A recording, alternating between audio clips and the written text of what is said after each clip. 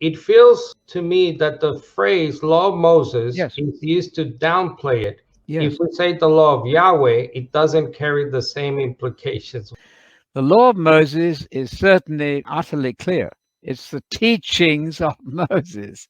And we shouldn't refer to the law of Moses unless we're very clear that that's not what we're trying to keep today. The law of Yahweh is absolutely standard. You cannot have any sort of Christian obedience. So you balance all of these conversations by Hebrews 5:9, which says that salvation is given to those who obey Jesus. The law of Yahweh is certainly what we're under.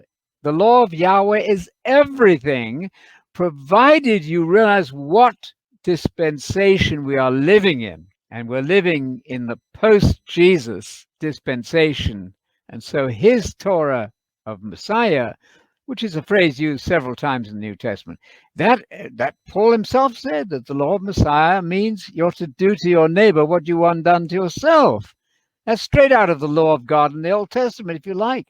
So there's an overlap. But what is fatal is trying to keep the signs of the old covenant. What you're telling God is, I don't like the new covenant. I'm going to stay with the old covenant. I prefer the old to the new. That is not recommended.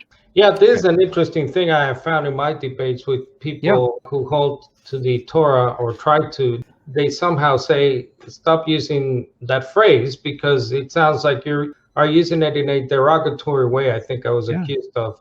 Well, the phrase does appear 20 plus times in Scripture. Philip found Nathanael.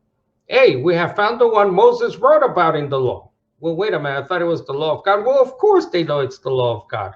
That's like saying, well, maybe we should modify language and not talk about the law of Messiah as if Messiah came up with the law. Although I guess since most people believe Jesus is God, they wouldn't have an issue with that. But of course, the law of Moses, they understood as the law of God himself. Again, the passage in Matthew 19 that you reference about marriage and divorce. I mean, Jesus himself says, well, Moses permitted you. Was it Moses or was it God? Well, obviously, Jesus understood